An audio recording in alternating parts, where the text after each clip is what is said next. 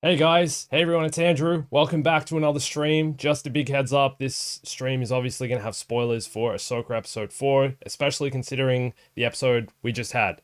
So much happened, got so much to talk about, so if you don't want to get spoiled, probably not a good idea being here. But if you do want to get spoiled, or if you do want to talk about the episode, then you're in the right place. Thank you so much for coming. That was like a crazy episode. Absolutely insane, wild. Um, yeah, so many things to talk about. I've made a list. As far as the series goes so far, I think we can all say, I think it was the best of the season. There's been 4 episodes. Can you believe we're halfway though? Like, we're halfway in the season already. It's only 8 episodes. This was the fourth. And I guess the first week we had two in one day, but we're moving forward. Wow, huge things to talk about.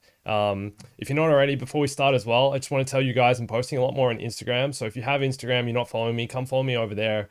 Sharing a bunch of things, going to be planning more content for there too. I've been sharing stories. I was away over the weekend. I went to Tasmania, which is down south in Australia, a little island, really cool place. Shared a bunch of stuff from there. Plus also just, sharing other Star Wars things, nonsense, old games, stuff like that. Come follow. All right.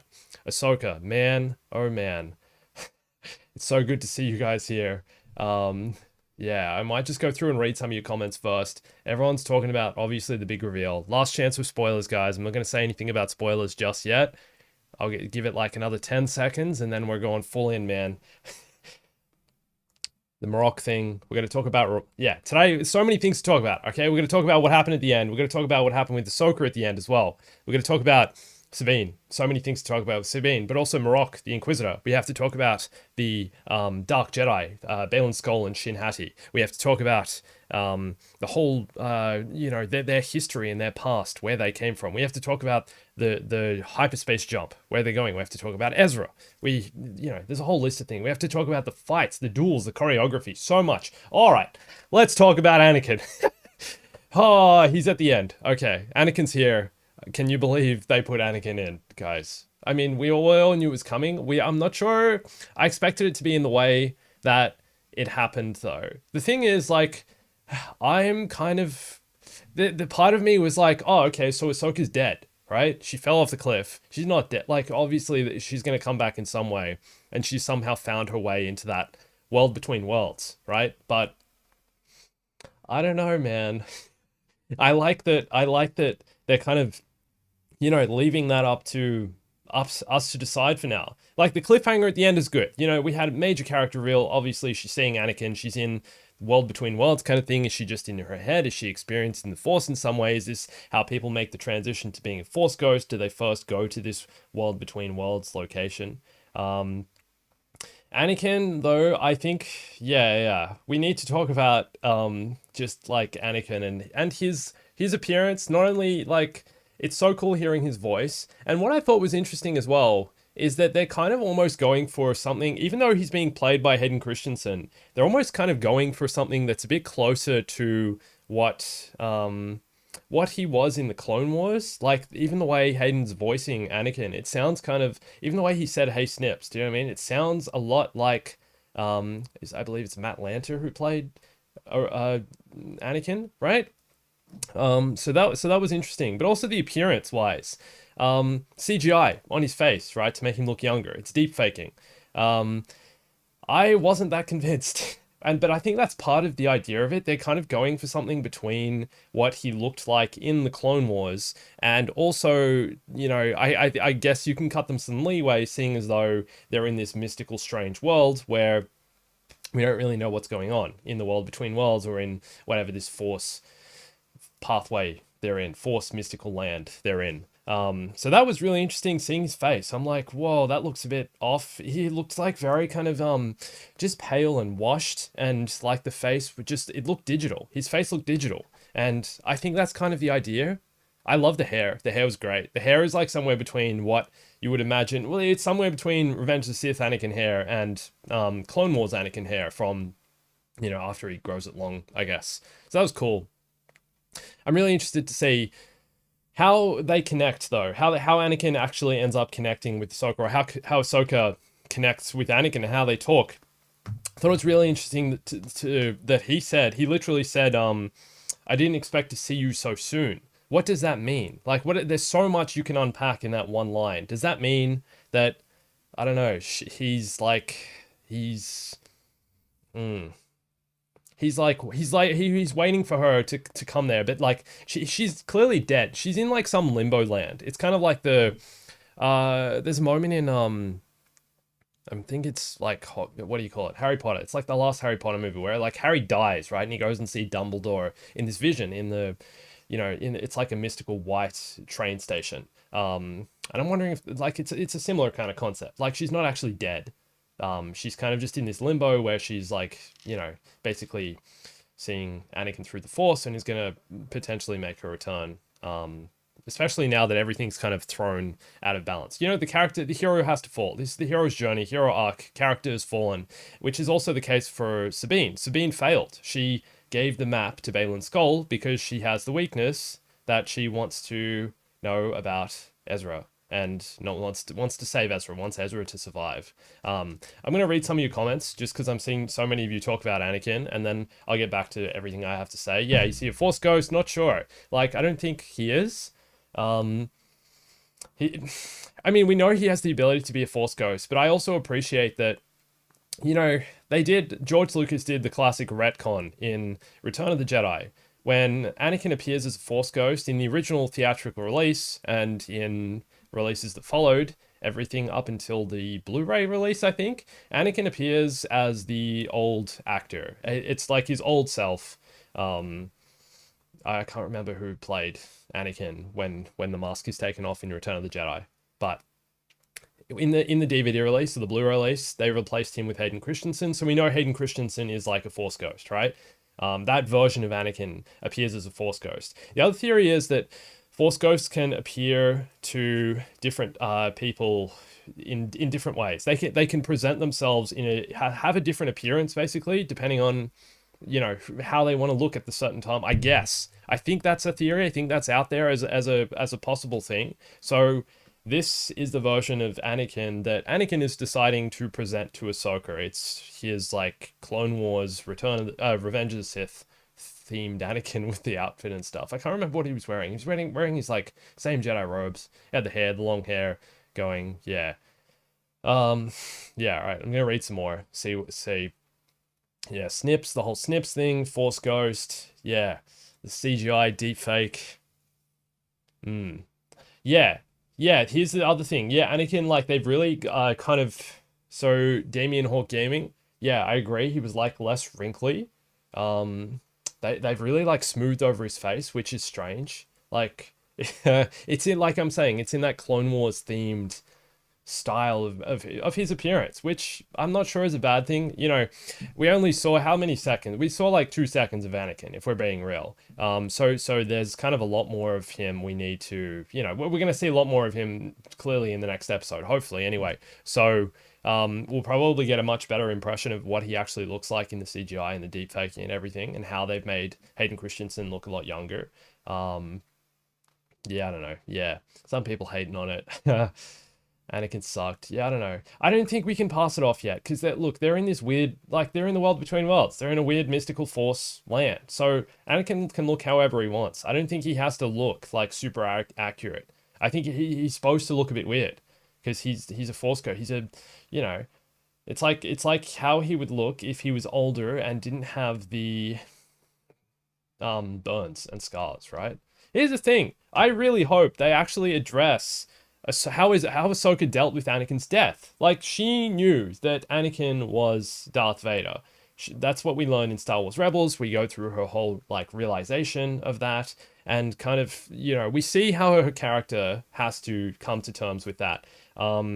So with that said, we don't really see her react. We haven't yet seen her reaction as to how she feels about Anakin dying as Darth Vader. Like, Luke, she knows Luke Skywalker, right? We saw that in Book Boba, and obviously in in Mando, I guess, as well. But Luke would have probably told her, "Hey, by the way, I killed Darth Vader. I killed my father, who I know was your master," right? So she's had that realization at some point. She knows Darth Vader and Anakin are dead.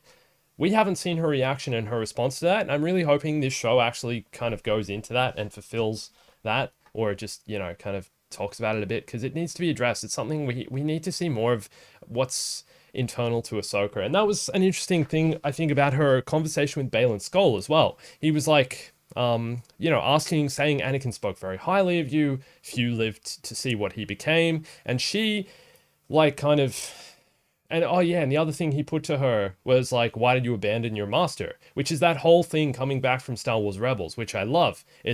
She went through a whole internal moral conflict in Rebels about abandoning Anakin, and the sense of guilt she felt for feeling like it was partly her fault that he turned to the dark side. Super, super interesting kind of stuff, and the stuff that I think, you know, that's what I want to see more from Dave Filoni's side of things. I think he's really good at, you know, digging into those kinds of subjects, but it's something we haven't really seen much of in this show. So when Baylan Skoll posed that question to her and is like, or, you know, why did you like abandon him?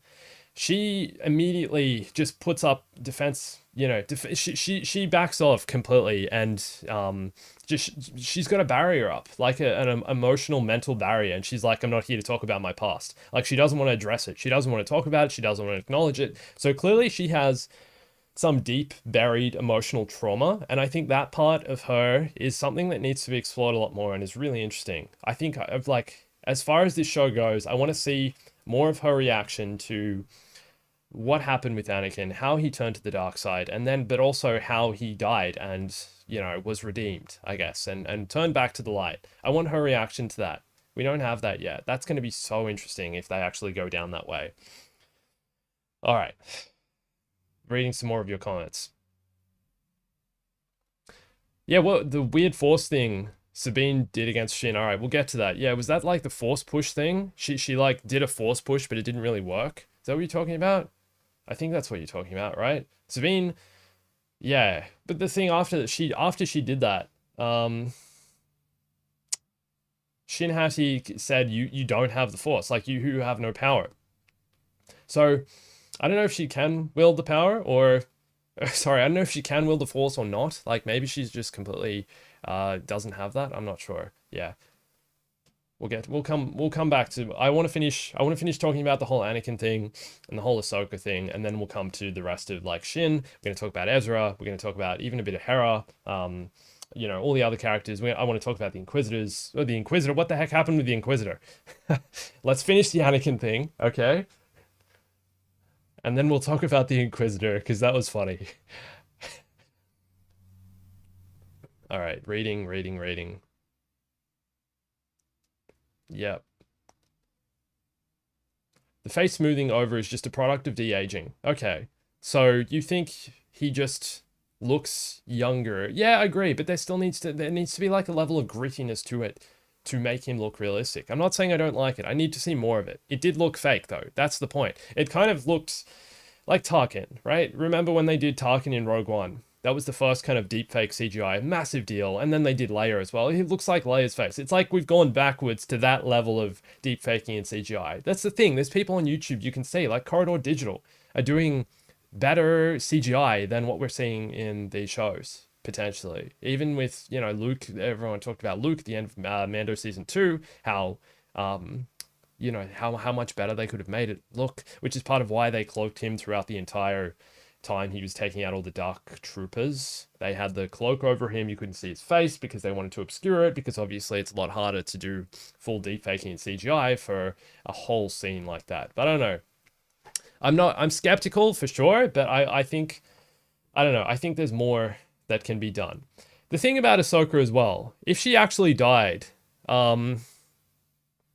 it wasn't much that killed her. Like, she fell off a cliff, right? That's all that really happened. She fell off a cliff. She got pushed by Baylan Skoll after the duel, and she fell. So clearly she's just like bumped her head and is having a bit of a force vision, or, you know, she's found her way into the force in some way, and that's, I don't know, that's pretty cool. I'm looking forward to, like I said, to seeing what actually happens with Anakin.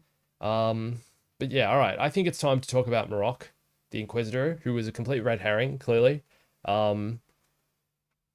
Yeah, let's talk about Marok because for so long, basically since the first Ahsoka trailers, since Marok has been the Inquisitor, right, has been included, I think, in almost this like every moment of the lead up to this show. He was in all the marketing. He's the character.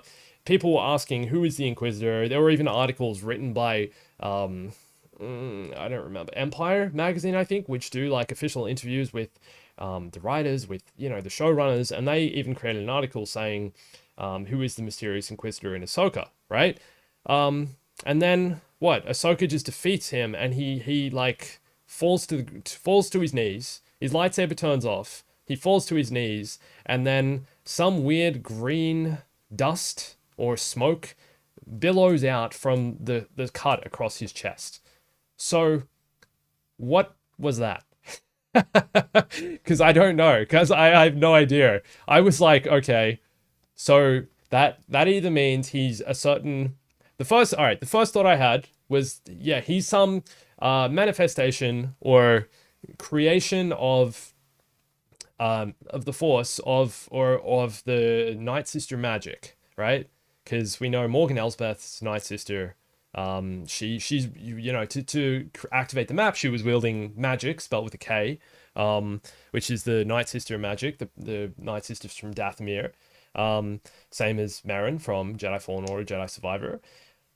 So maybe he was some like creation from her where she had, like, yeah, witchcraft. She'd like brought him to being, brought him to existence through some use of the Force and witchcraft and magic. Even, yeah, Balin Skull mentions the word witchcraft when she's kind of doing all the map stuff, which I thought was cool. It's like a nice little detail. Even he's like super skeptical of what she does. And, Balin Skull, he wields the Force. He was once a Jedi. He's a dark Jedi now, or whatever you want to call him. But even he was like, he seemed a bit put off by her use of magic and witchcraft to wield the Force. It was like disturbing to him.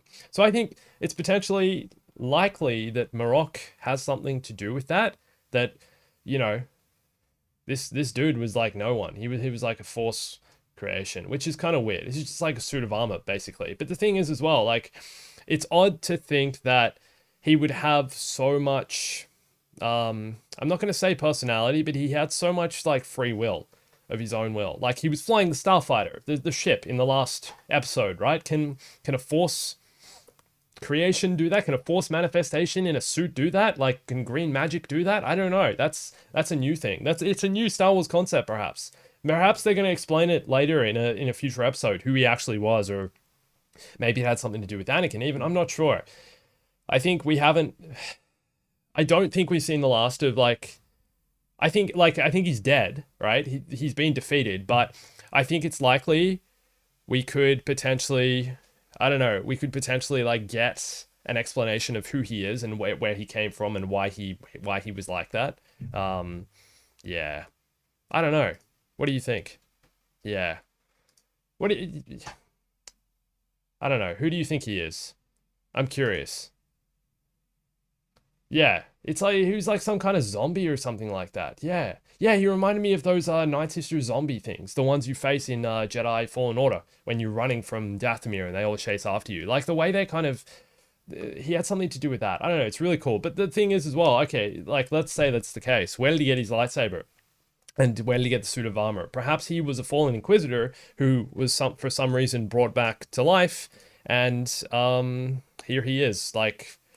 I don't know, maybe they found the suit of armor and the lightsaber and then brought him back for some reason, and he's become just a creation from Morgan Elsbeth's magic. That's my guess. So that was my first guess. The other guess, I think, was that he's some kind of alien or species we don't really, or we're not fully familiar with, that when sliced open emits a green gas for whatever reason. But it didn't seem like that. I don't know. Like, it seems more mystical and weird. Like, something really strange is going on with him, which is kind of fun, to be honest. Like, I'm really looking forward to, hopefully we see a bit more. Yeah. Oh, the Talzan, welcome back. Thanks for coming, man. Good to see some familiar faces in the chat. Sixth brother. Yes, that's the thing as well. Like, everyone's like, okay, ooh, What if he, what if he has eventually like something to do with Sabine as well? I'm not sure he will. This is all like completely speculative now, but perhaps he's like some, I don't know. There was the whole theory that he was Ezra, right? That's like that was one of the biggest theories that the Inquisitor is Ezra and he's been turned to the dark side basically as an Inquisitor. He's been brainwashed. Um, which doesn't really make sense because we know Ezra is like lost in the unknown regions or wherever they're traveling to using this Eye of Zion thing, the giant ring in the sky. So it wouldn't make sense for him to even be here. Like, why would he be here? Do you know what I mean? Like, there's no way Ezra can be around if they haven't gone and retrieved him. So I think it's more likely, yeah. The other theory obviously was Barriss, who we still don't know what happened to after the Clone Wars, and she was banished from the Jedi Temple, and you know was revealed that she was wielding the dark side of the Force. She turned. I still prefer the Revenge of the Sith deleted scene where she was still a Jedi and she's absolutely obliterated by an ATTE tank. It's one of those like CGI like animation things they did for the Revenge of the Sith. It was never completed. It was supposed to be part of the Order 66 sequence. Barriss was supposed to be killed. It was pretty good. I got videos on my channel if you want to go check it out. Probably some on the Clips channel as well. Or you can just like YouTube it. But yeah, Barriss actually, in one version, in the original Revenge of the Sith deleted scene, she dies. But then Dave Filoni's like, no, let's bring him back from the Clone Wars. We're going to give her this whole dark side character thing. And then it doesn't seem like, it really doesn't seem like this Inquisitor was her. So, yeah. I would say, yeah, and what was the other theory? Starkiller, right? The other theory was Starkiller, that the Inquisitor's Starkiller. That one seems like it's completely out the window now, and everyone's like, oh yeah, no, what's his name? Sam Witwer, who played Starkiller in the Force Unleashed games. He's like in the credits for Ahsoka as like additional voices or additional characters. So he's like working on this. So perhaps he's like the voice of the Inquisitor, which I'm not saying he wasn't. Maybe he was. Maybe he still was the voice, but that doesn't mean he's Starkiller. And it seems a lot less likely unless Anakin, for whatever reason, explains that he had an apprentice in the next episode, which is the whole Starkiller thing. Like, you know, Starkiller was Anakin's apprentice, was Darth Vader's apprentice, sorry, just as Ahsoka was. So unless, I don't know, unless he's gonna like explain that to Ahsoka and be like, hey, by the way, yeah, you know that guy you sliced open in the last episode? He was actually like a manifestation of my apprentice, whatever, my Starkiller apprentice. I don't know. Doesn't seem likely though. I think he's just some weird force ghost. I think he's just some weird force spirit. Dark magic, Dathomirian, Night Sister creation created by Morgan Elsbeth. That's my best guess, but I'd love to hear yours. I'm going to read some of yours because you guys have said some stuff here. Yeah. Night Brother. Oh, Night Brother, whatever. Okay, sorry.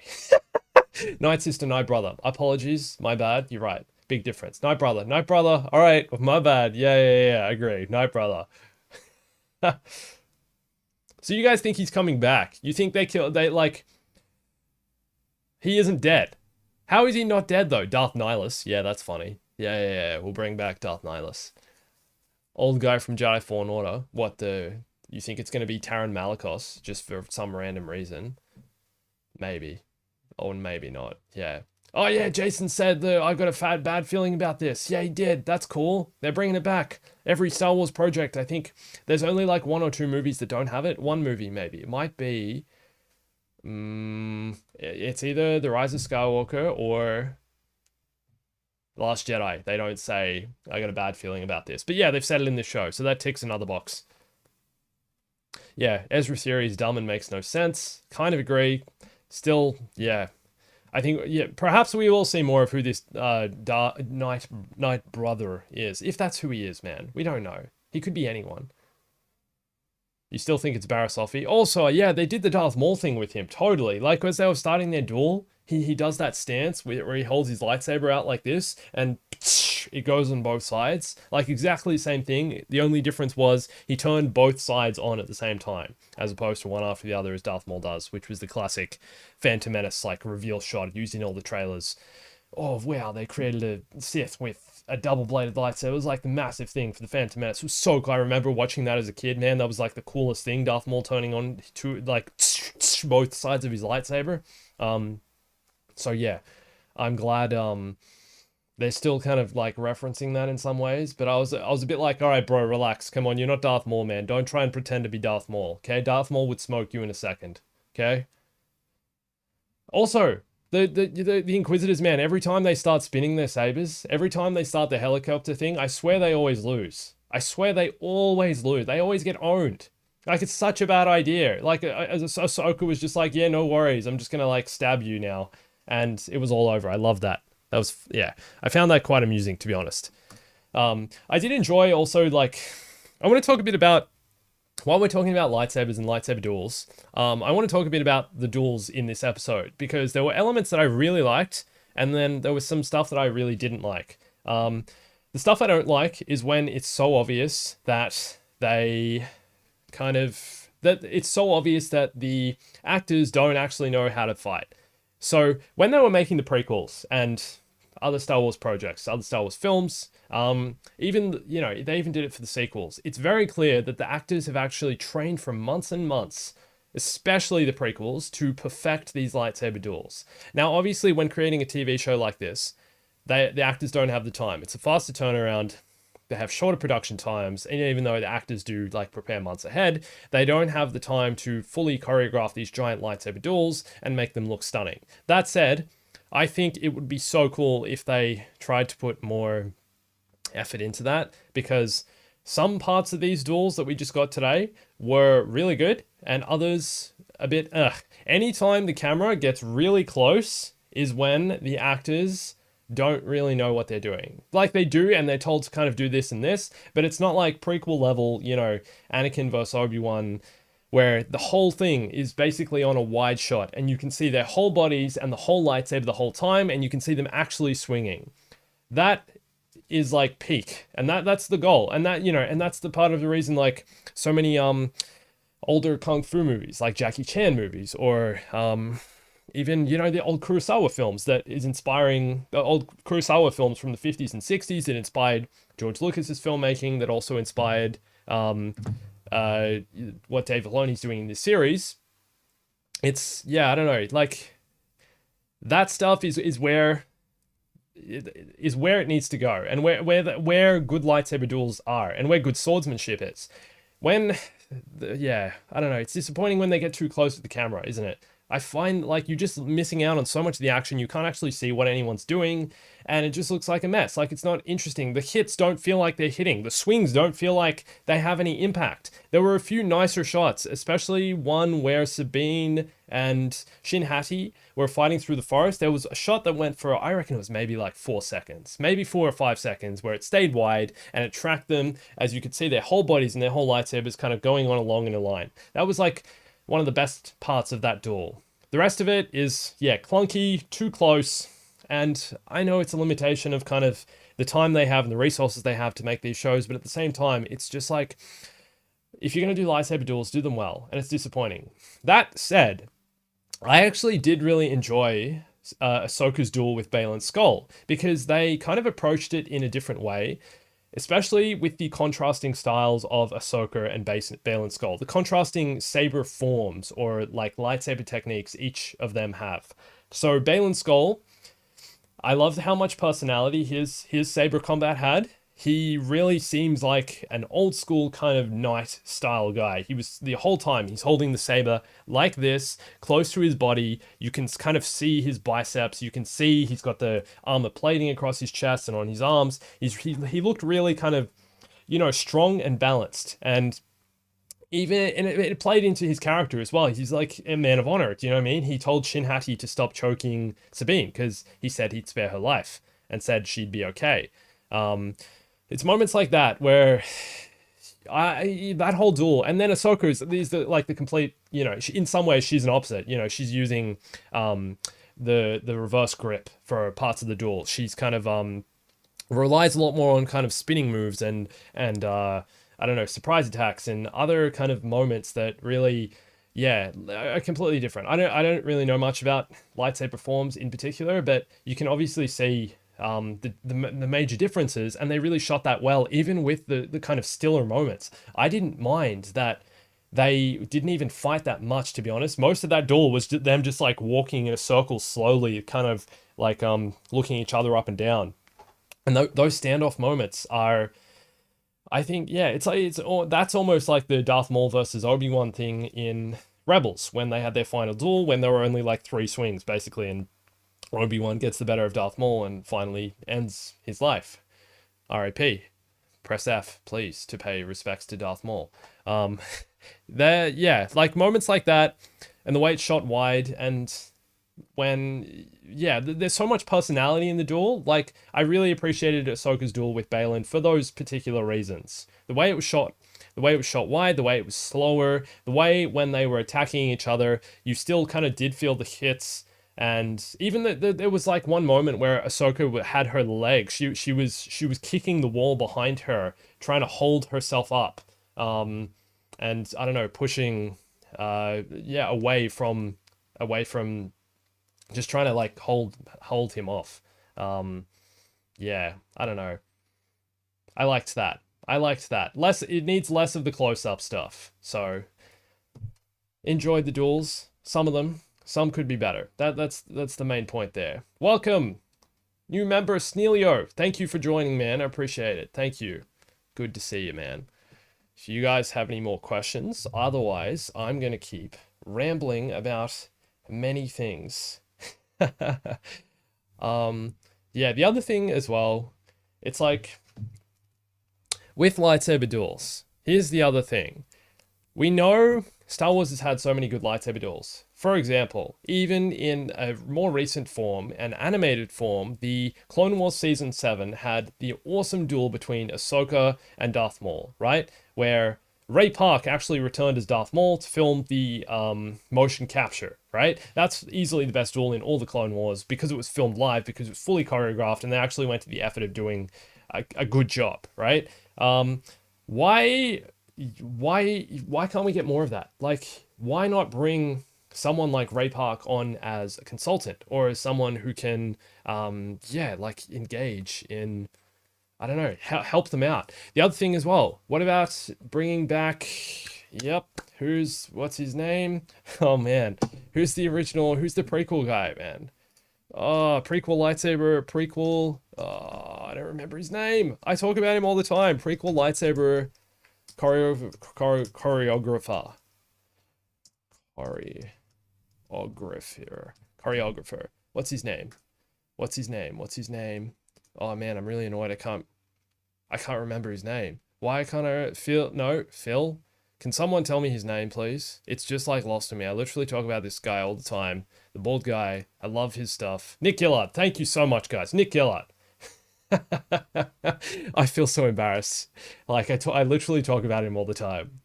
Why don't they bring him on? Maybe he's doing other projects. Maybe he's just like not as interested. Maybe he's like, yeah, had his time with the prequels. But like, seriously, if you go back and look at the prequel duels and then compare to them what we're getting now, it's like it's day and night. Such a contrast, such a difference. And there was so much.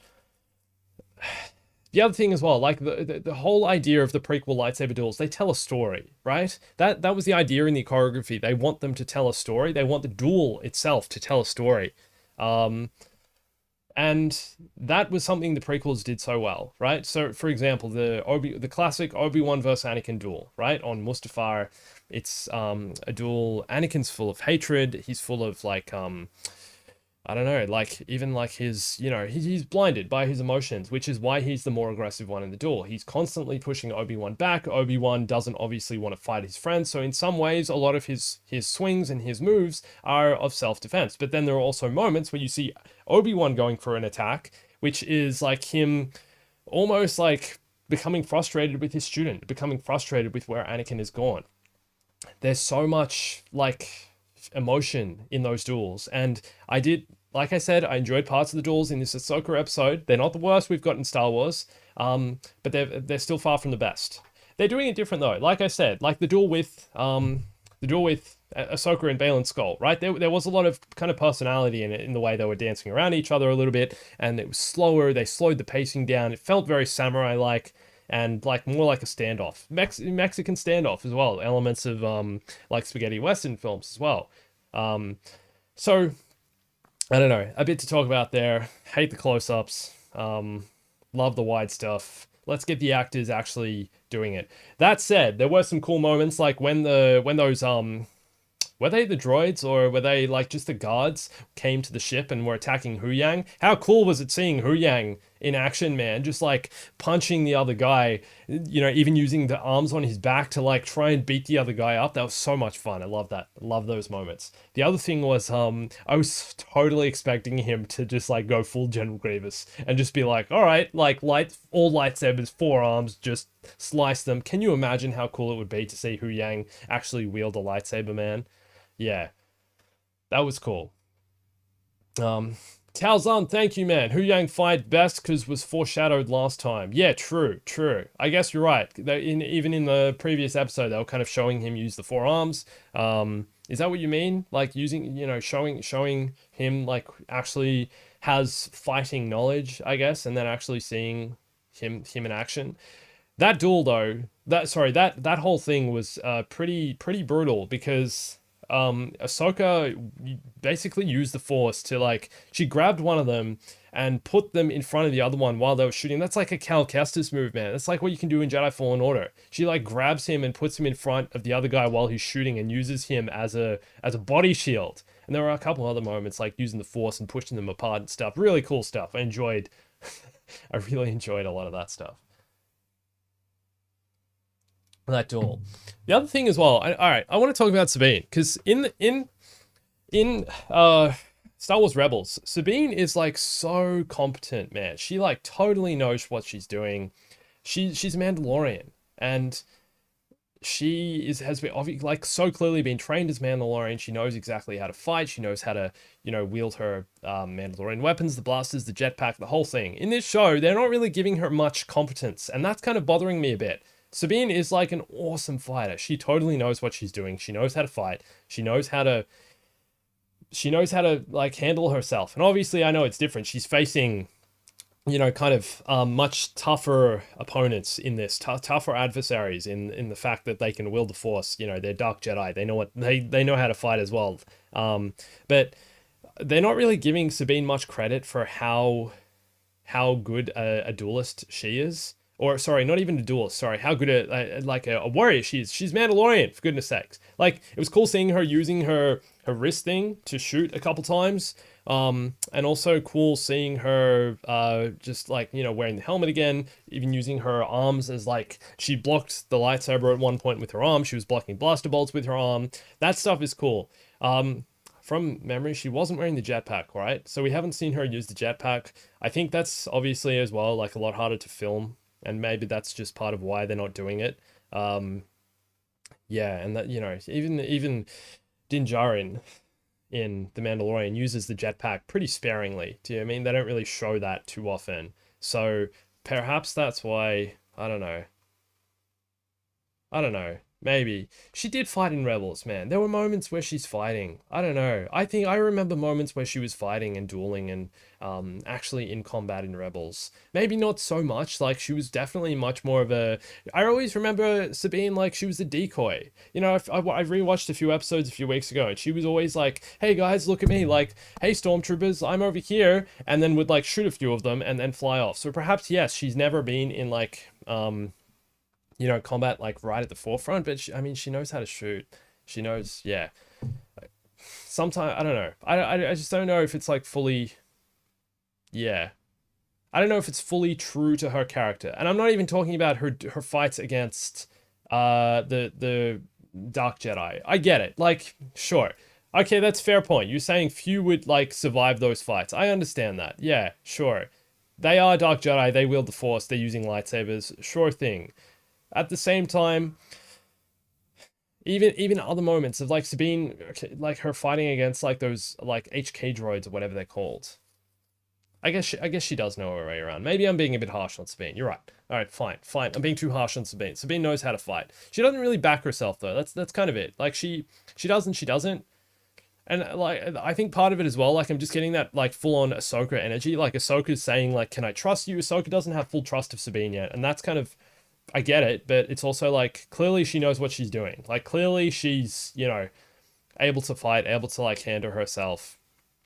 But that said, it was kind of foreshadowing for Sabine giving the map back to Balin Skull in the end, right? So in some ways, I guess Ahsoka can't trust Sabine anymore. Like, she basically failed. Like, the apprentice failed, and that's what Ahsoka was so afraid of. Um, I don't know. Yeah, maybe that's where it's going. All right. What else do we have to talk about? I'm gonna consult my list. Some of you guys, yeah. Monster Bob, you want Rex to show up? Rex and Zeb? I know, man. Rex and Zeb.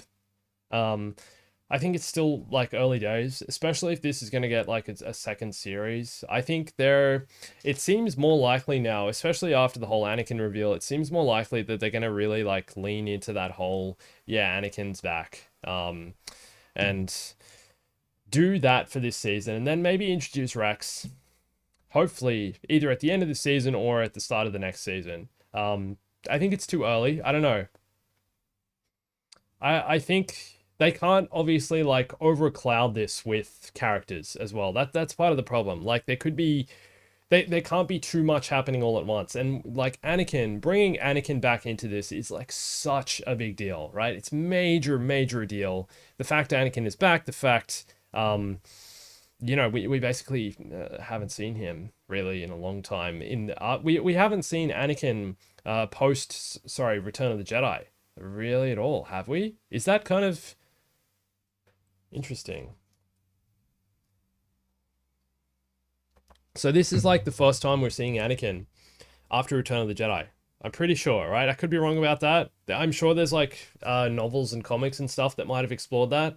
But the fact Anakin is back is such a big deal. So for them to introduce another character like Rex or even Zeb, I don't think it's not the right time. Like they want to explore the Anakin thing first. Maybe Rex will come in later. I think they're kind of saving that card for later on as well. Like they don't want to bring everyone back because Rex is another massive cameo or another massive character introduced into the show. It's like a huge deal if Rex comes back as well, especially if he's going to be played by Tamora Morrison, which I can't see anyone else playing him, to be honest. Like he is the clone. Tamora Morrison is all clones, and you just give him a beard, then he's Captain Rex. And we don't know what happens to Rex. Well, Rex is still around. He's still around somewhere. We don't know what he's doing. I wonder how many other clones are still out there as well. Yeah, I'm really excited to see more. I want more clone stuff. I always want more The clones are so interesting, man. Clone Wars was great. It explored like who they are. Bad Batch does that at certain parts. I have my criticism about the Bad Batch as well because there are parts of it that are like amazing, and I'm like, this is such good dark like Star Wars. And then there are other parts of it that are total filler, like kids episodes that just are a bit, hard to get through, to be honest, at times. So, I'd really want, I really want more clone stuff. And it'd be cool to see, like, if Rex is, like, we know Rex is still around. He's doing something. He's somewhere. So if they bring Rex back, I would be interested to see if he still has any kind of communication or relationship with other clones. And can engage with them, because that'd be so cool to see. Like, who are the other clones? What are they doing? Yeah, that's something I'm keen for. If they go down that route. Anyway, talking about Balin Skull, let's talk a bit about Balin Skull. I think is the standout character of this show so far. I think he is such an interesting character, and I think he's played so well by Ray Stevenson, R.I.P. Like, so sad that the actor died, especially seeing him in this show and seeing how, I don't know, how like memorable a performance he's delivering. I think, like, I really think he's one of the standouts of this entire show. I think he's such a likable villain, and that's what I like about him, because he's a villain, but he also doesn't seem like a full villain. There's something I'm like empathizing with him about, and I'm not sure what it is. He's so like, in some ways, like he too is also conflicted.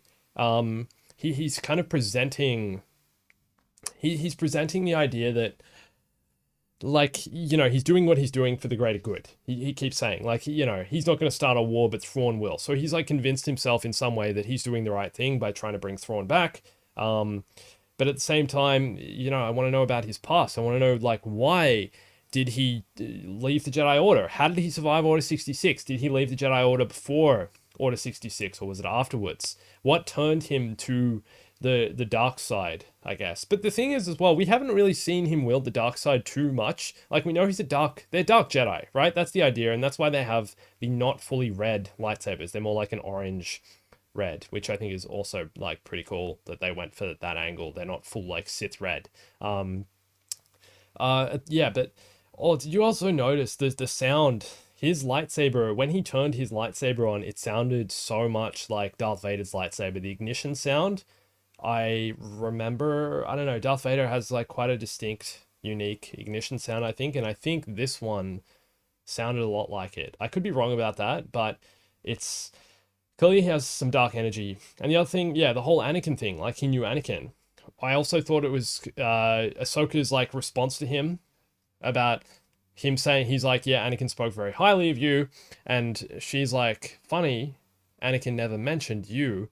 So maybe he was a little dodgy back in the Jedi Temple. Maybe he was doing some dodgy stuff. Maybe he was a bit of a, I don't know, bit of a shifty guy. Who knows? He's shifty Jedi. Maybe he aligned himself in some ways with, you know, the teachings or ideals of Count Dooku. Perhaps he was a bit more of a rogue Jedi, similar to how Dooku was, similar to how even Qui-Gon was. Do you know what I mean? And yeah, what's his whole backstory? There's so much to explore in that character, and I really hope they get to do it in the next 4 episodes. We learn more about him. I honestly think, for some reason, I just have this feeling, not because the actor died, but just because his character arc, him being an older kind of villain, that his character isn't going to make it through this season. I think Balin Skull will die at some point during this season. He seems like he's already old. Like he's saying, you know, he like Morgan Elsbeth mentioned, she's like, yeah, Balin was like, Balin said to Morgan, you know, your coordinates need to be right, otherwise we're all going to die. And she says, have faith. And Balin's like, faith? I lost that a long time ago. It's like, what are you talking about, mate? But it's so interesting. And like, it just creates like such a character backstory for him. Like he's obviously had like a dark history. Lots happened in his past. There's been a lot of, he's been through a lot. So I want to see more of that side. I really want to learn all about like who he is, where he came from, and how he got to be this character. But he's also a man of nobility and a man of honor. That's the thing. I thought it was so interesting. He actually honored his word. I thought he was being so manipulative of Sabine, right? When he was holding his hand out, being like, "Give me the map. I'll make sure you like no harm will come to you. You will find your friend Ezra." He was actually being genuine. And I thought he was just being manipulative, like any villain always does, who's like, yeah, give me the thing, and then the hero character gives it to him, and then the hero character either gets injured or killed or something terrible happens, like complete humiliation in some way. Whereas he was literally like telling Shin Hati to, hey, stop choking her. I said I would let Sabine live. So he's honoring his word, which is part of what makes him such an interesting character and an interesting villain. Clearly, he like has kind of like a different sense of morality to other dark side characters we've seen. Like it was Vader, right? First of all, Vader wouldn't have even reasoned with him. Vader would have just like been like, yep, force choke, grab the map with force, you're dead, thank you very much. Same with like Palpatine would have done something really, you know, manipulative and killed Sabine easily. He chose not to, and is the reason Sabine is still alive. So I thought that was really fascinating. And I like it's just making his character so much more interesting. I want to see who he is, what he becomes, and where he came from, how he knew Anakin, what Anakin thought of him. Perhaps Anakin is going to reveal like a lot of this to Ahsoka. The other thing as well, Force Ghosts, right? Let's talk a bit about Force Ghosts, because Force Ghosts, both Master Yoda and Obi-Wan in particular, have a history of being quite vague. Let's say that. They always talk in riddles, right? They always kind of, they never really say anything that's clear. They never really say, they you know, from a certain point of view. It's that whole thing, right? So I'm really curious if Anakin is going to talk to Ahsoka in that same way. Like, is he going to talk in this weird, wise kind of way and, you know, let Ahsoka figure things out for herself? Or, being Anakin, being the rebel that he's always been, is he going to be completely different to that and kind of, you know, really help guide her and just like give her the information she needs and be like, yeah, Balin Skull, he was this guy in the Jedi Temple way back, and he talked about this and this and this, and um I don't know, like there's a lot I think they can explore with that side of things about what type of Force Ghost Anakin is going to be and who he's going to be as a Force Ghost. I'm really interested to see where they take that, and what, yeah, like how much information Anakin ends up giving to Ahsoka. I think there's so much he's going to be able to impart to her, and like, are they going to have like a real heart to heart? How long is Ahsoka going to spend in this world between worlds? Do you know what I mean? Like, are they going to have, are they going to talk about Obi-Wan even? Are they going to talk about what Ahsoka's been up to this whole time? Are they going to talk about Ahsoka's feelings for leaving the Jedi Order? How Anakin felt about Ahsoka leaving? How he was trying to protect her? Are they going to talk about stuff that happened even in the Obi-Wan series? I don't know, like the Obi-Wan series with like Anakin facing Obi-Wan and the flashbacks. So they're going to be flashbacks. So they're going to be flashbacks to the Clone Wars and to their time together. Are they going to be like Ahsoka and Anakin flashbacks to their training together? I think this thing is as well, they're in the world between worlds, right? So seemingly they are. It looks like the same place. I also love the visual effects, the special effects of the place. How Ahsoka, it looked like the pathway she was lying on had kind of like it looked like it responded to her kind of body movements. So like when she kind of put her arm down, it kind of created this ripple effect that went out, and it looked like it was kind of wet in some way. So what I was saying though, they're in the world between worlds. That means that there are going to be those gateways that, same thing that happened in Star Wars Rebels, right? Ezra goes up to the gateway, the opening, and grabs Ahsoka out, saving her from her duel with Darth Vader on the Sith Temple on whatever planet that was. I can't remember. But I'm curious if like Ahsoka is going to be faced with similar challenges. Is she going to see moments from her past? There has been that whole Mustafar rumor thing, right? Where Ahsoka can... in the series, we're going to get some kind of flashback to Mustafar and Anakin's duel with Obi-Wan on Mustafar, and Ahsoka like looking in on that. That's totally a rumor. None of that's confirmed. I don't really want to say, like that's a thing that's going to happen, and can, it's a total rumor. It's totally speculative. But if they're in the world between worlds, it's a huge chance that that kind of thing could happen. That they could walk up to one of those gateway door things, look through, see Anakin's duel with Obi-Wan, see moments from their past, see things from the Clone Wars, even see, Ahsoka's past, see whatever it is, and have some kind of influence on them. Or perhaps she's going to have the same character arc that Ezra had with Kanan, right? Perhaps Ahsoka is going to... So just as Ezra, after he saved Ahsoka, Ezra and Ahsoka go to the gateway where they can see Kanan about to sacrifice himself and die to save Ezra and the other characters from Rebels, right? And Ezra in that moment wants to save Kanan because it's his master. He died, and Ahsoka says you can't or don't because Kanan sacrificed his life for you. Do you have life now? And if you save him from this moment, then it's very likely that, well, and then you won't exist, basically, because he gave his life for you. You can't change the past, basically. So I'm wondering if Anakin is going to take Ahsoka to the same kind of moment with Anakin's duel with Obi-Wan, and Ahsoka will try and intervene and save Anakin and turn him, and perhaps that Ahsoka will realize and let go of her guilt because she'll realize she couldn't do anything. She couldn't do anything about it. Yeah, and that it would change the course of history. It would like basically change so many things. Change like what happens with Palpatine. It would potentially even change the the creation of the Empire. Perhaps Anakin would have ended up killing Palpatine. Perhaps Anakin would have become the ruler of the dark side. Yeah, it's almost going in that what if. That's what. Yeah.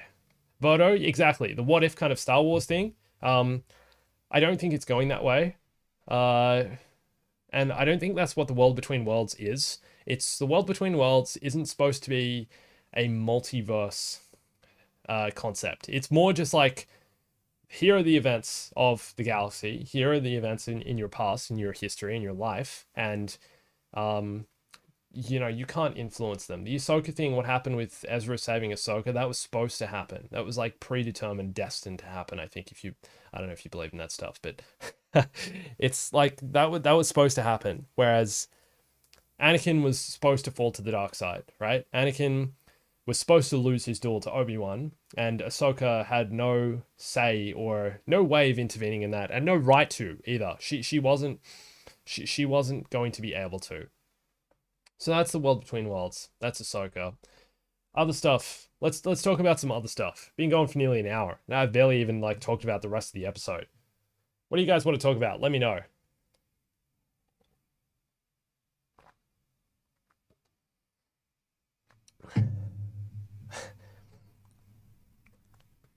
Wrap up the Inquisitor storyline. Just another faceless, not good enough, taken down by the hero's character. Yeah. Oh yeah, I saw someone mentioned how old. So okay, Krafka, thanks for the comment. Hayden is 42. Okay, so that's Hayden's age. Anakin would be 47. Okay, so at this stage, so he was 22 in Revenge of the Sith, and then he was 42 in Return of the Jedi, and then it's an extra 5 years. So Anakin's current age, if he was still alive, would be 47, which is kind of close to what Hayden is. But obviously, they're trying to take Anakin back to his age when he was in the Clone Wars and in Revenge of the Sith. So he's supposed to look something like he's in his early 20s, basically, which is kind of, I guess, the explanation for the CGI. Don't know if it's believable for you guys. 49? 49. Okay, are you sure? 47, 49? I think 49. Okay. Oh, maybe this is 7 years. Okay, so he's close to 50. He's late 40s. Let's just say that. But it doesn't look like they're going to actually portray him in that way. It looks like they're going to portray him in a way that he's still young, which is the reason for the CGI and the deepfaking. The thing is, though, I don't think it needs that, almost. I think, why not just give Anakin the long hair and have him as his current age? That'd be kind of cool. Have Hayden as his current age. And, you know, not like try and be like, hey, it's Anakin from when he was so young. Because the thing is as well, like, Ahsoka's like way older than Anakin now. If Anakin's being deepfaked and CGI to make him look like he's in his early 20s, how old is Ahsoka in this show? She's like 40 something, right? As well. So she's like way older than the version of Anakin she's seeing. Maybe she's seeing his Clone Wars Anakin. Maybe they're going to show multiple versions of Anakin. I don't know. Maybe Hayden was going to get dressed up. Maybe there's going to be like Darth Vader moments as well. Maybe there's going to be burned moments. Maybe there's going to be Anakin while he's older. Yeah, curious to see what happens. This is definitely my favorite episode so far, Wyatt. Thank you. This one. All right, I'm just going to read some more comments. Ezra.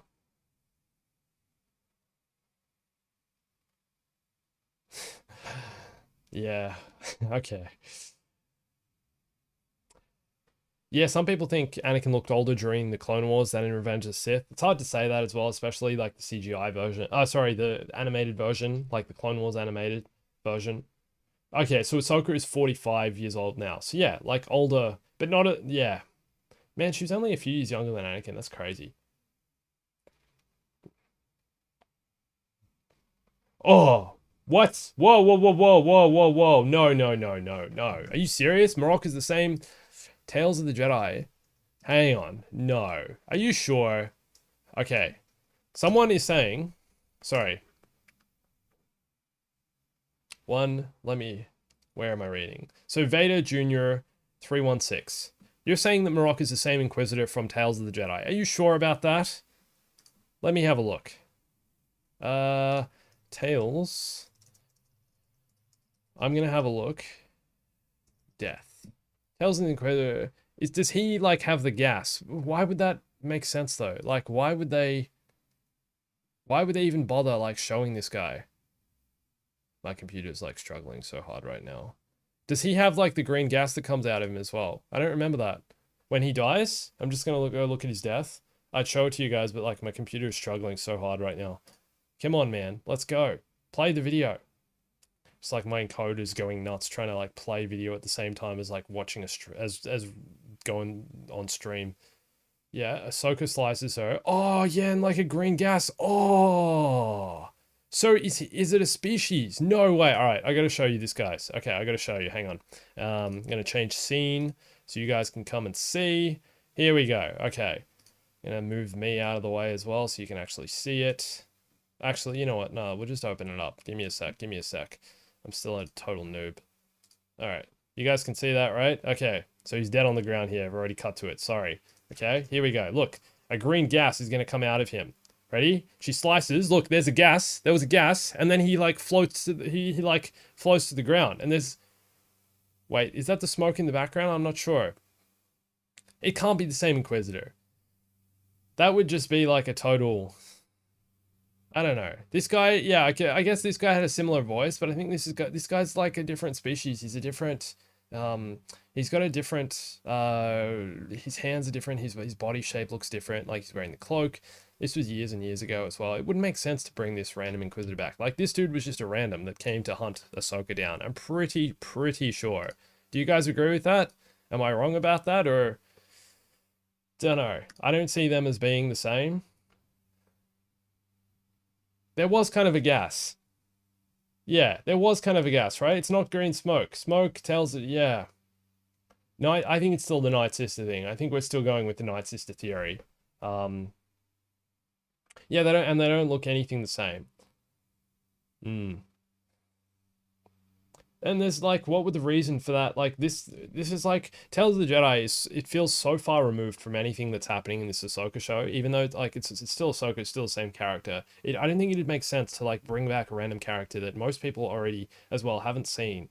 That really was just like a random Inquisitor. If we're being honest, it's like an interesting Inquisitor who's like hunting for a Jedi, and Ahsoka just like got the better of him. Why bring that character back? I don't think that makes any sense. Yeah, sorry. I could be wrong. Like, who knows? Dave can write what he wants. That's the other thing as well. Like, this episode. Okay, I want to talk about this.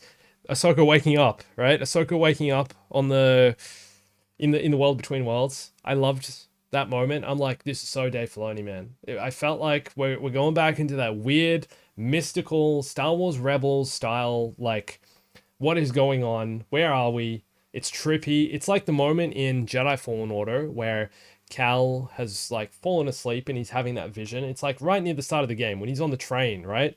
And you're walking down the train corridors. You remember this moment? You're walking down the train corridors and then suddenly you stop. You get to a door that like doesn't open or something like that. And you turn around and suddenly you're in like an Imperial facility. That was such a like a trippy moment, and then like it's all around you. I loved that moment. I love moments like that in Star Wars and in games, and it felt like the same kind of vibe with the moment of Ahsoka waking up. She's like lying down. We don't know where she is. She opens her eyes. We think she's like on the side. Yeah, maybe she's like lying on the rocks next to the ocean. Maybe she's drowning. Do you know what I mean? Maybe she's dead. We don't know. She's not dead. She's coming back. We know she's coming back. They got like another season to do. And can you imagine if the Ahsoka show doesn't become about Ahsoka anymore? It's like Ahsoka's a Force ghost now. That's the show we're going with. Can you imagine like the huge risk Disney would be taking doing that? And in some ways, like how good that would be. I think like I still think this show needs to take more risks. I think I was expecting someone to die in this episode as well, not the Inquisitor. Still don't like, maybe he's going to come back. Who knows? But yeah, I don't know, like more risks. It'd be cool in some way if like Ahsoka kind of passed out or just those trippy moments. I was like, anyway, what I was saying, sorry.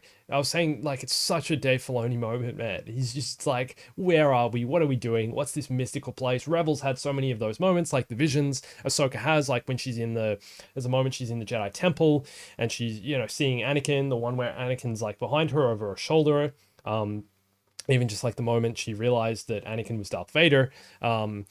The moment that she's in the world between worlds, like all these weird mystical kind of spaces that they went into in Rebels. I'm so glad we're seeing some of that come through because I think those are some of the best parts of that show. And I think this is what this show needs more of. It needs to explore more of to make it kind of more interesting, more fun, and more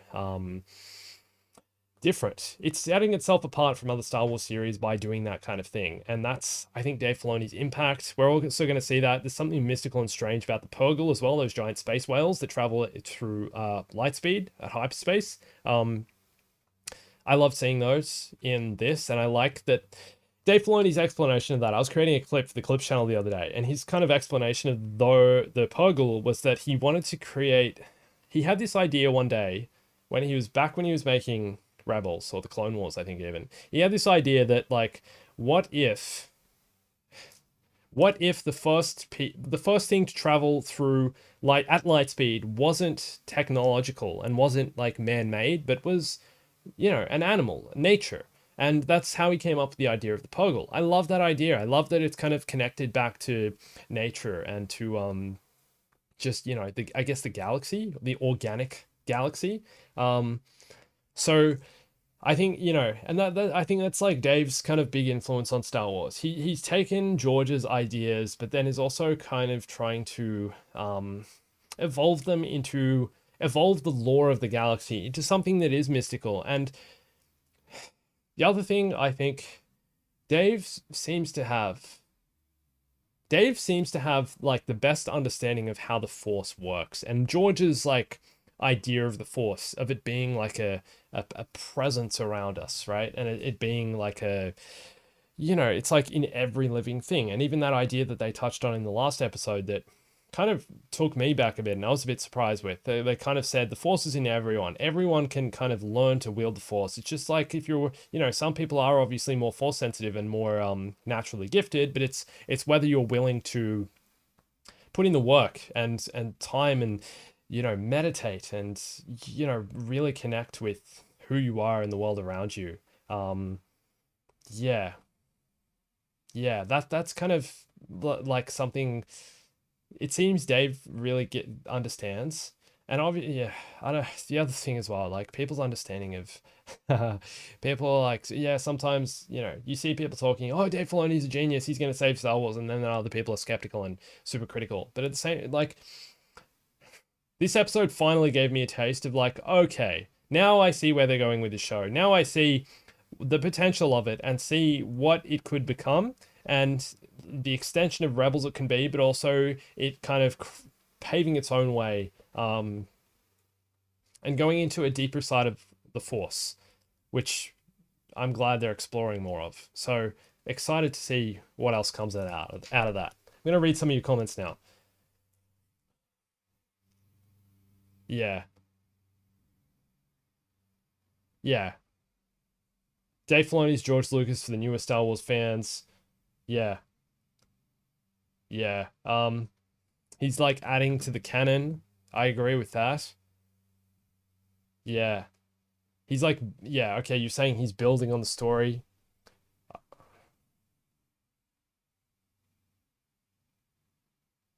What? No, no, no. Kurt Adams, thanks for that comment. So you said, thanks to that. Okay, so you said I watched the episode with subtitles. I assume you mean like the audio description as well. And when Anakin showed up, it played Vader's theme. Like it showed Vader's theme, the text. So you think it's going to be a bad thing? So you think wherever Ahsoka is actually going to kind of lead to the dark side in some way? That could be really weird and interesting and really trippy. If that's where this goes, like, like I'm a little nervous about that. I don't know. Isn't Vader's theme just like, also, does Anakin have a separate theme? I don't remember. You could hear it too.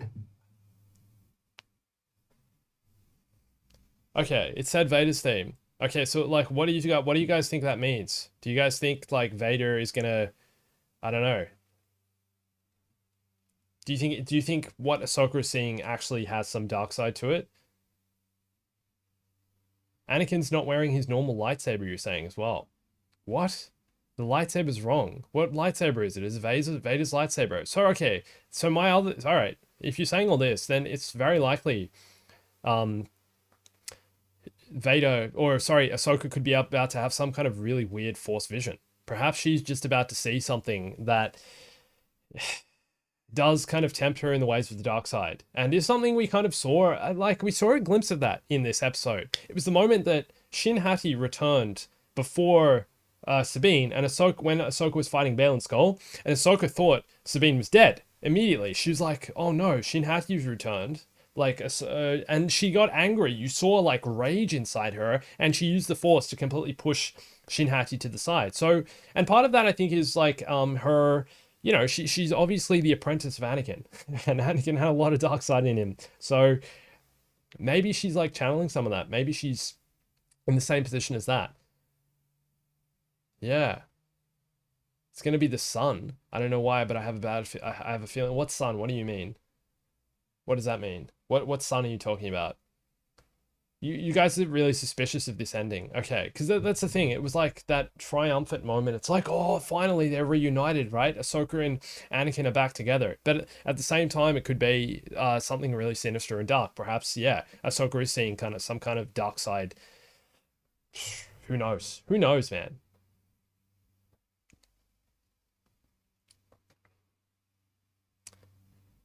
Yeah.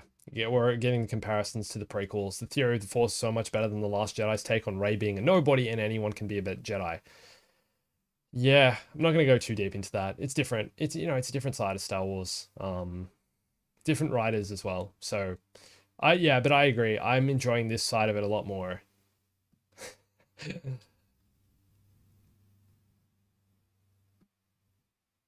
Lightsaber's wrong. I didn't realize that. So what lightsaber is Anakin wearing? What? Oh, the father and son and daughter. Oh, and you're saying, okay, yeah, I saw a comment as well. You're saying it's all connected to the Mortis gods and to the wolves, the Lethal wolves. So you think we're all going back into that kind of side of the Force and it being kind of connected to that stuff. The wolf lore. Yeah, okay. A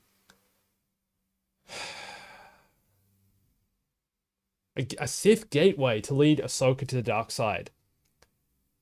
Interesting.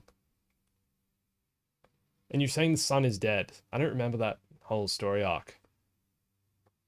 I haven't watched that one in a long time. Okay. Yeah, well, in those respects, then it does feel like there could be something sinister to it. I can't believe he's wearing a different lightsaber. I want to go look at that. I don't know if my thing's gonna load. I gotta see because I want to see what lightsaber he's wearing. Okay, how can he be wearing a different lightsaber? What if so? Whose lightsaber? Like is Darth Vader's lightsaber? He's gonna turn it on. It's gonna be a different color altogether. Kanan Wolf, like reverse Vader. Yeah. Night Sister magic. You think, yeah, you think it has something to do with the Night Sister magic? Perhaps that's right. Perhaps that's right. My computer's struggling so hard, man. Streaming and doing this at the same time. I'm gonna do this on my PC. I'm on my Mac at the moment. Mac is amazing. Love Mac. I'm one of those guys. Use Mac for everything except gaming. When it comes to streaming, though, I think I should set this up on the PC because it has a better encoder, I think. Yeah. Oh, all right, episode's playing. All right, I'm gonna go see if what Vader is wearing on his belt. Here we go, fellas, and then I'll tell you. I don't think I should show this, by the way. Like, I'd love to actually show you, but I don't think I'm supposed to show like Disney Plus, seeing as though the episode only just came out. Probably get flagged. Probably not something Disney wants. Okay. She's about to, Ahsoka's saying masters. She's about to turn around. It's revealing an Anakin behind her, who, come on, turn around, Ahsoka. Yep, Vader's theme. It does actually sound a bit sinister now that I'm hearing it again. Okay, pause. Oh, it's so dark though. I can barely see.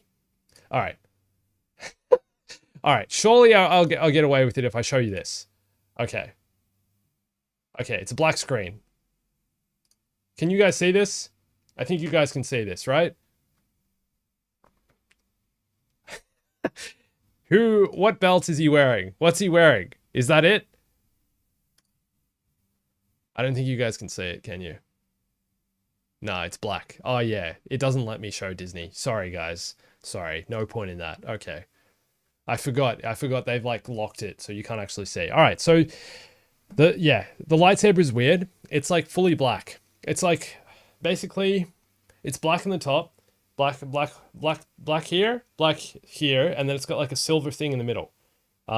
Which in some ways I think looks a bit like Darth Vader's lightsaber. Let me have a look. All right, I'm going to bring up Vader's lightsaber.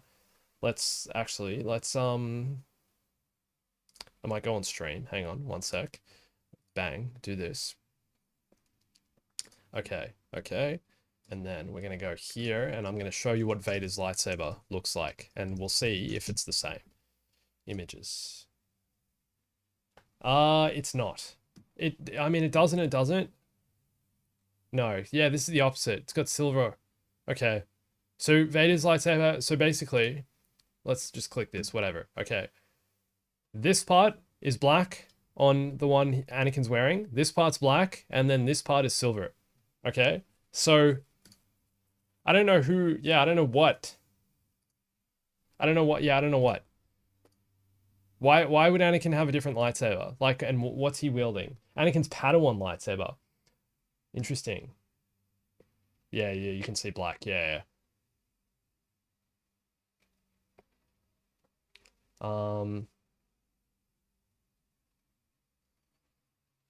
Anakin's first lightsaber. It looked, yeah, I agree. It looked more like Qui-Gon's. Well, Qui-Gon's just the fact that it's all black, but at the same time, there's like a silver part in the middle, which Qui-Gon's didn't have. Mixture between Anakin and Vader's hilt. Maybe it's the sun imitating Anakin and doesn't get completely... Okay, so you guys think it's like a complete imposter. It's like someone else altogether. Yeah, okay. I can see that. I can see that maybe that's the case. The son of Mortis Saber. Interesting. I'm not sure who's it. Yeah, it's weird. Like it's totally different to. Obviously, like here's the thing. The image I'm looking at on Disney Plus, the location they're in is very dark, right? The world between worlds, you can't really see much. There's not much detail, and so far we only have two shots of Anakin. One where it's wide and you can see most of his whole body, and then another one where it's basically just his face and his like shoulders up. Kind of like if I was like here, oop, knocked the table, no camera almost fell off. If I was like here, that's like all you can see, right?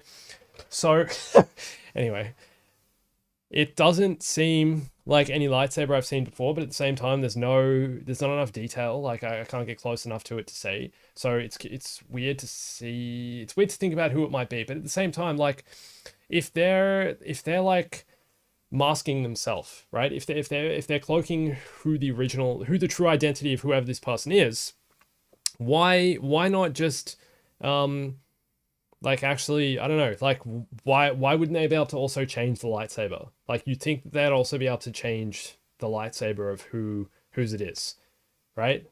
What I'm trying to say is if it's someone else, like let's say it's the son of Mortis or whoever you guys are saying it might be, right?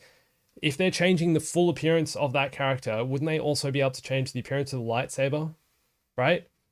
So you'd think that this lightsaber perhaps does actually have something to do with Anakin. No idea. Yeah, we'll see. When did Ahsoka become Samurai Jack? Yeah. Yeah. If you guys have seen it, yeah, what do you think? Whose lightsaber do you think it is? Do you think it's... I don't know. It's a weird one. Yeah. I'm gonna have a drink.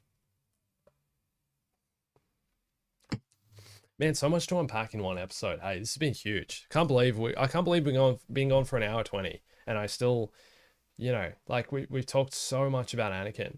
Yeah. Oh, Talzan, thank you so much, man. I appreciate the $10. All the threads connecting her. World Between Worlds is all threads connecting different points in time that aren't linear. I think we will see Ahsoka interact with or the witness the light evil that he has different people at different times. Okay. What do you mean? So you think we're going to see Ahsoka interact with like...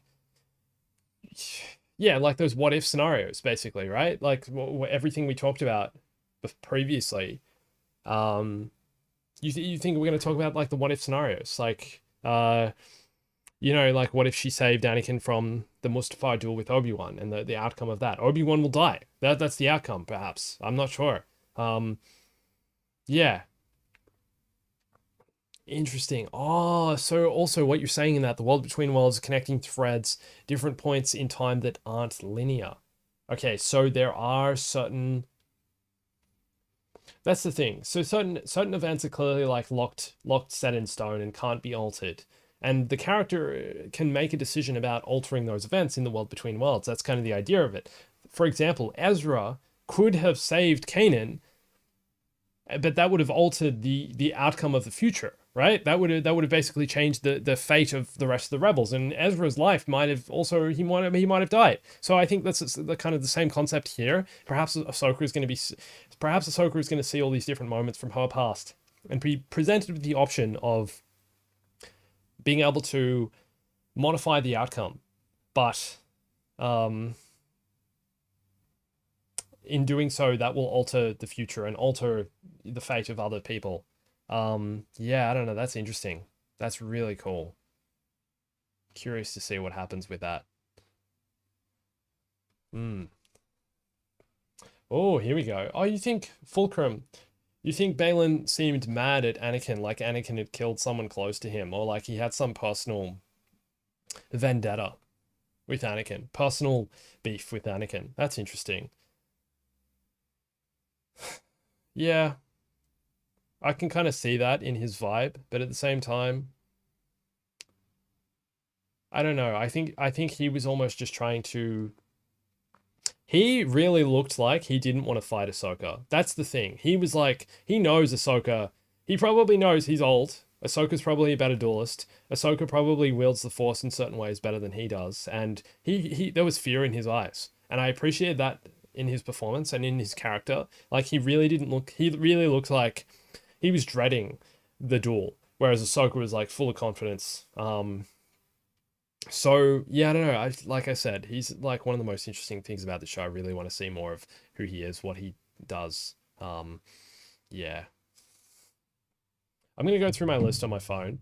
While I'm doing that, guys, would you mind liking the video? That'd be so good. If you like the stream, it'll help more people see my channel, help me eat. That'd be really cool. Thank you guys. I also, all right, here's the other thing I wanted to talk about. The idea that no one should go after Ezra, that they should basically like stop. They should that Ezra should just be like basically like lost in the unknown, and they should leave him as such. Um I like the idea of that because it's for the greater good. And that kind of mirrored what happened at the end of the episode. It was foreshadowing for the decision Sabine ends up making by giving the map to Balin. Like she chose the selfish route, even if this means that war could come and that, the galaxy could like go into war because of Thrawn's return. She still made the decision to give the map to Balin's skull. And I like that Ahsoka presented her with that concept at the start of the episode. I like that Ahsoka said, we might need to consider the option of just having to not go and find Ezra, even though he means so much to us. We might have to just leave him in the unknown and basically like destroy the map. So the internal conflict of Sabine's character and Sabine's character arc, I can't see her turning to the dark side, but I can see her kind of still struggling with the idea of, her relationship with Ezra, her relationship with Ahsoka is also quite volatile at times. But I don't really, that side of things, I don't really know where that's going. Like, what do you think Sabine's fate will be? Do you see her being twisted by the dark side? Do you see her kind of being manipulated in that way and kind of, I don't know, really kind of trying to grapple with that? Yeah. I'm just going to read some of your responses here.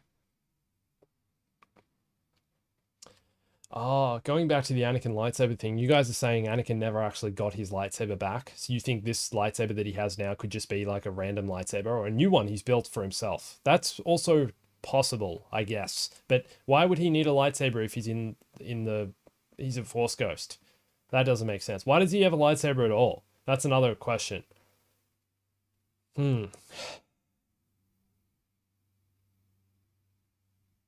Okay.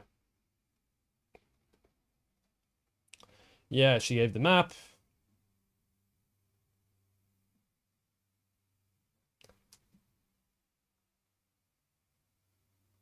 Sabine's priority is Ezra. Yeah, that's the thing. Okay, so their relationship, where do you think that's going?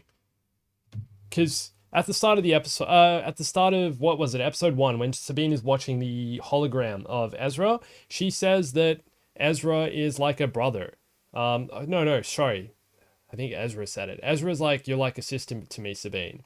So do you think it's possible their relationship is going to turn romantic? I know a lot of people don't want that. A lot of people don't want them getting together. But I think it's still, you know, it's still, they obviously have like a very deep connection and a connection through the Force. They're just really good friends. I don't really want it to get romantic. I don't want them to like fall in love and to go down that whole route. But yeah, it'll be interesting to see where that go. I don't know. That worries me a little bit. Like, yeah, Dark Presence, Dark Apprentice. Yeah, you guys think that?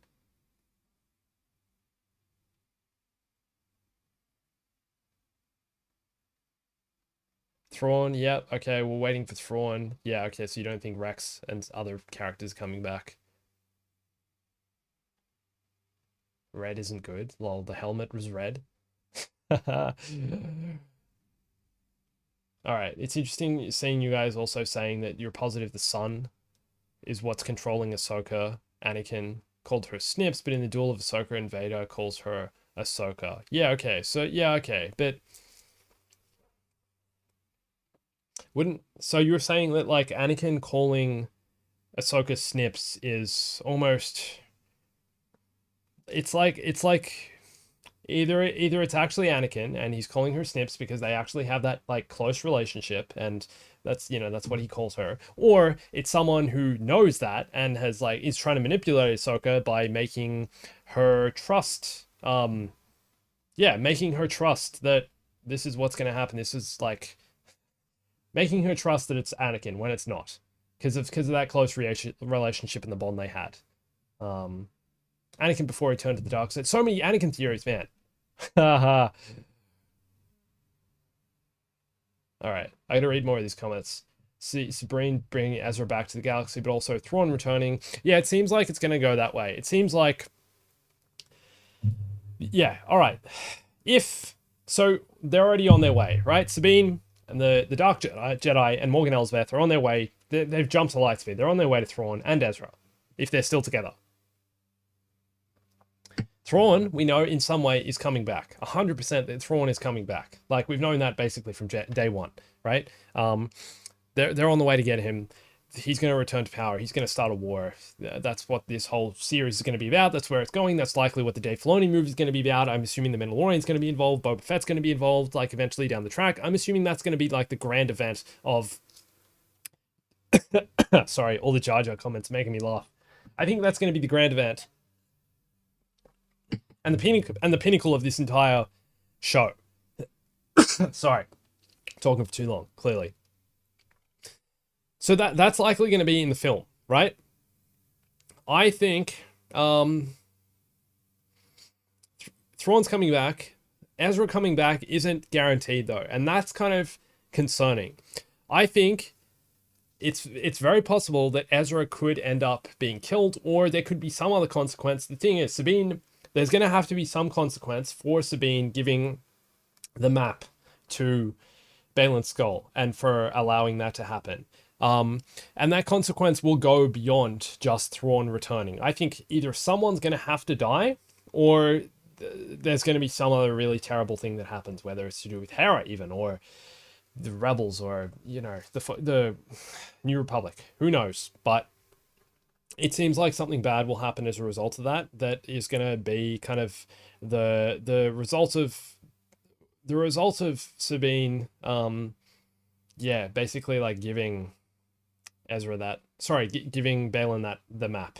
She needs to suffer for that. She needs to like, face the facts that she just gave into the dark side basically. And it'll be interesting. Maybe it's something to do with even Ahsoka. Maybe like it's Ahsoka's death or something like that. I'm not sure. Oh, Bob Moriarty, thank you for becoming a mini bomb, my friend. I appreciate it.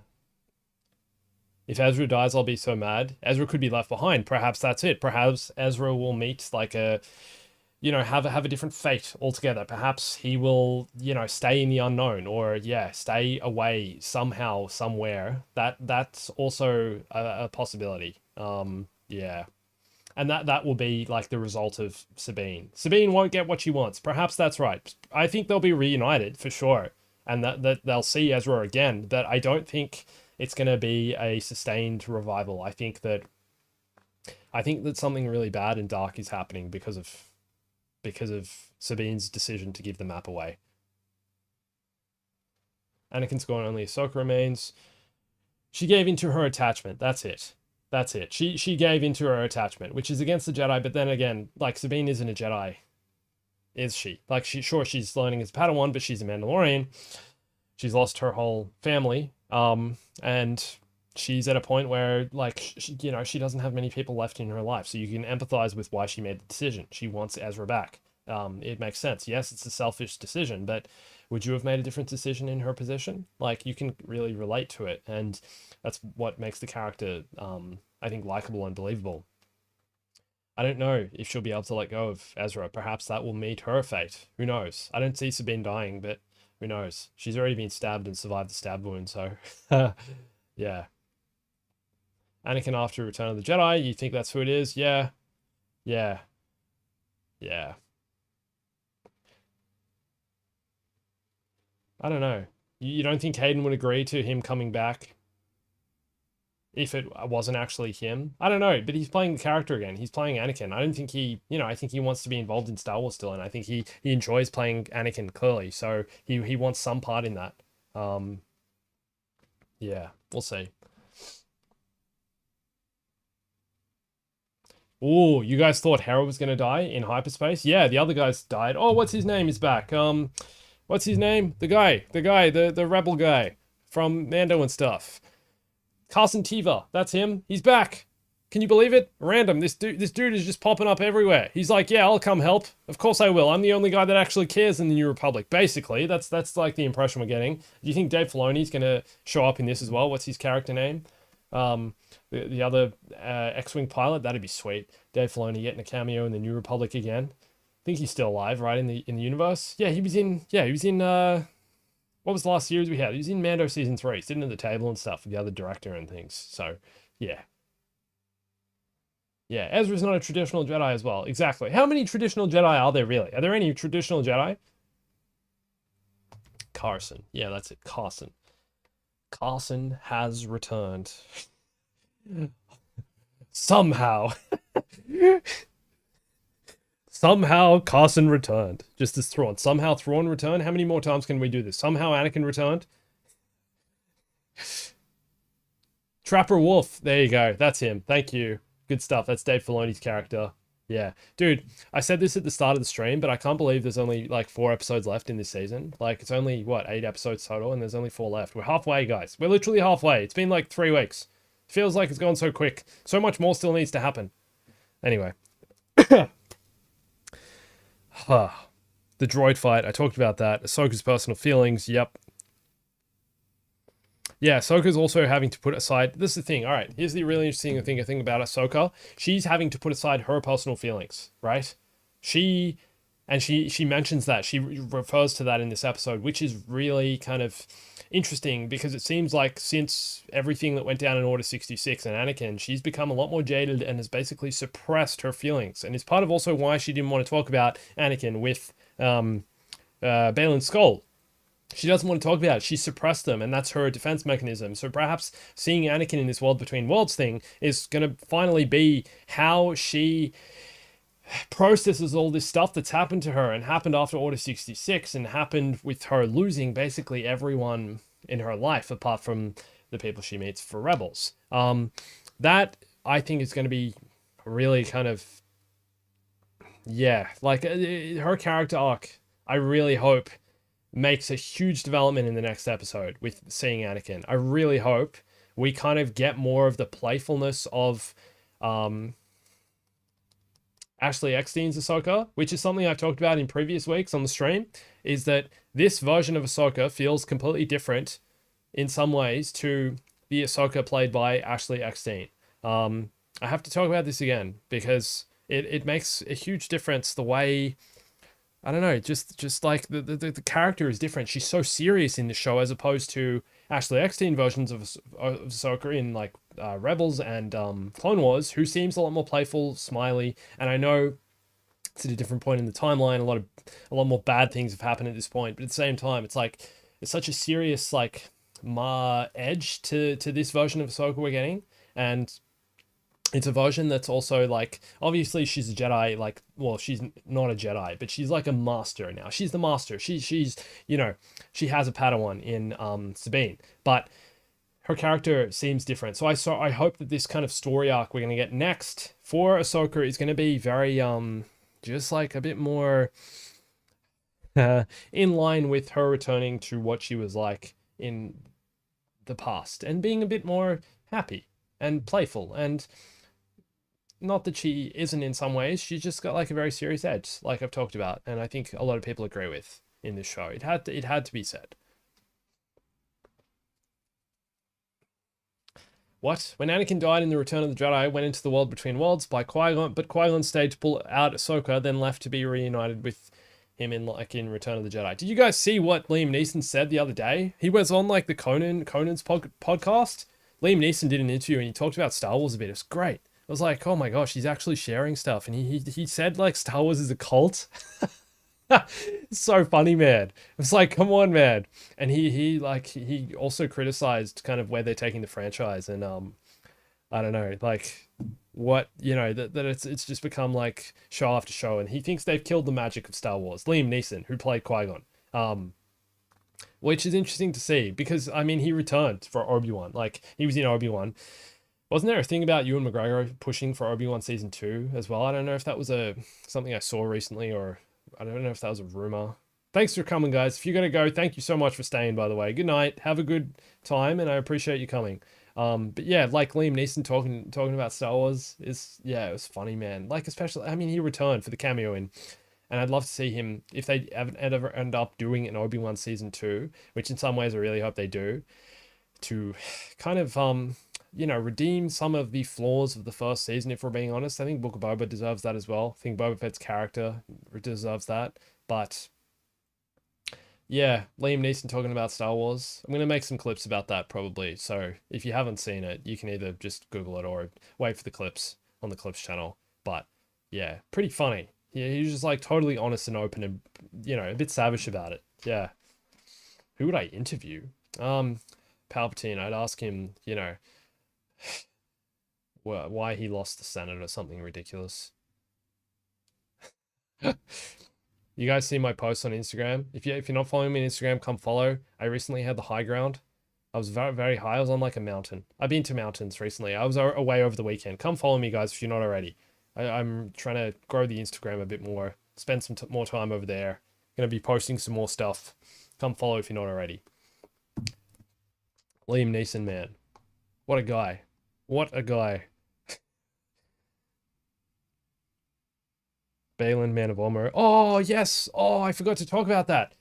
What was that force ability Balin Skull did with Sabine, right?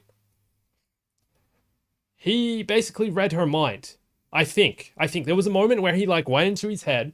It was like when they were still standing far apart. When she had the map, she was holding the gun against the map, and he was like, he basically like shut his eyes for a second, and just like you could tell, it felt like he went into the Force, and I think he went into Sabine's mind and read her mind and learned about Ezra Bridger and learned about what Sabine's actual you know, wants were, her desires, that she had selfish desires to go and save Ezra. And that was interesting. That's a force ability we haven't really seen. Force manipulation. Yeah, we don't see it used too often. Like, it's definitely a thing and it's been around a while.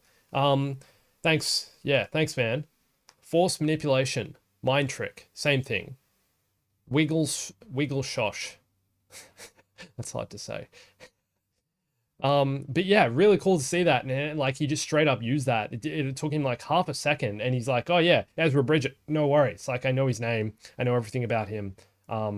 Pretty, yeah, scary. Like, that he could just do that and manipulate her like that and totally like take control of her mind. So cool to see that coming back. And interrogation, manipulation, interrogation. It's one of those kinds of abilities. Yeah. Really cool to see. Yeah. Just reading, seeing if there's anything else. I think we've talked about mostly everything. Thanks, Jimmy. Thanks, man. Have a good one. Okay, so the other thing is, What was I going to say? Yep.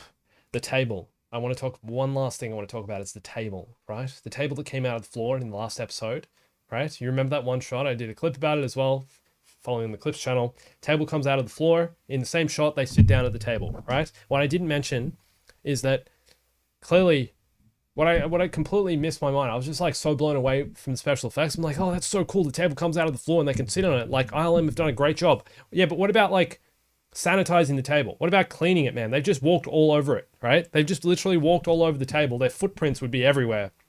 And now they're eating off its surface. That's not hygienic. That's not cool. So does the table have some kind of like automatic sanitization inbuilt, process that it can do? Or do they have to go around and wipe it down? They spray and wipe. Does Ahsoka spray and wipe her table? I'm not sure. But they were using the table again in this episode, and the only thing I could think about while they were sitting at the table was like, hey, have they sanitized that table after walking and dueling all over it with their dirty shoes? Don't know, man.